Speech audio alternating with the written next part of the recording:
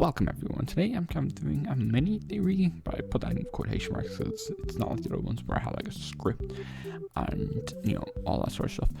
Because this one I'm trying to look at whether or not, I was trying to look at whether or not Glitchtrap was William's ghost or an AI based on his memories. But just making the video was so annoying because you think you find evidence, but really it's not evidence.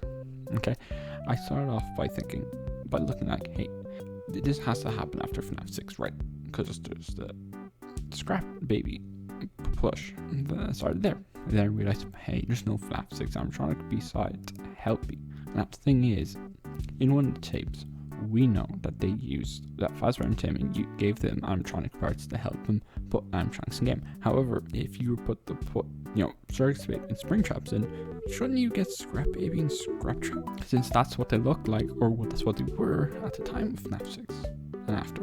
But you get the original. So maybe what happened was they just appear that way, but their chips were programmed for Springtrap and Circus Baby.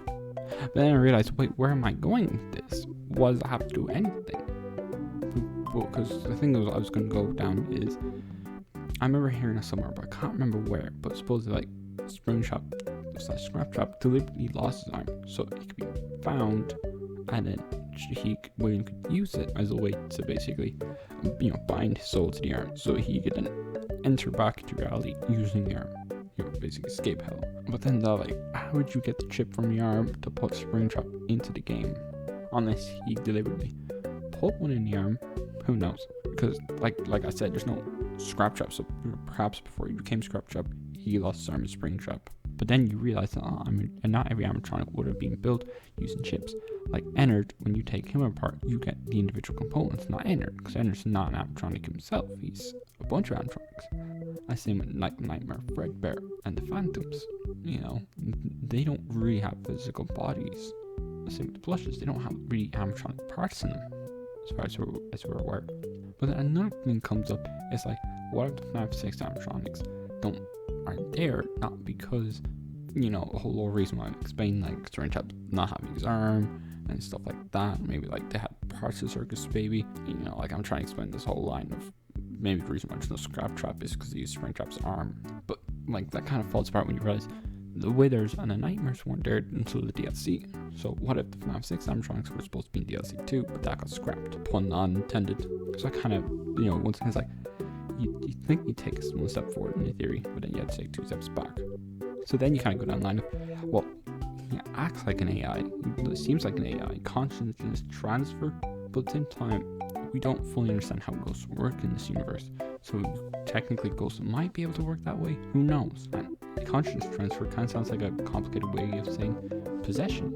And then I realized, hey, maybe the Fazbear fight story Into the Flesh is an analogy of Glitchtrap, because you have the AI that goes rogue and then kind of tries to get into the real world using a host.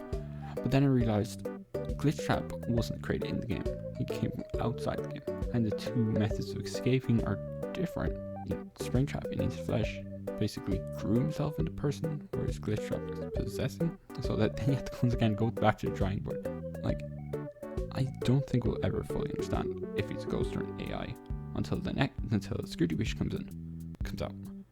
And like another confusing thing about this is that makes it even more money. It's supposedly there's like a theory floating around that Ultra Custom Night was actually a dream, and that because of the man in room 1280, that's like an analogy of UCN, what's going on there. So like the theory is like William's actually not dead but in a coma, so that even muddies it more. So I'm gonna leave the video off there. I feel like my brain is melting, so I should stop. I'm just gonna stop right now.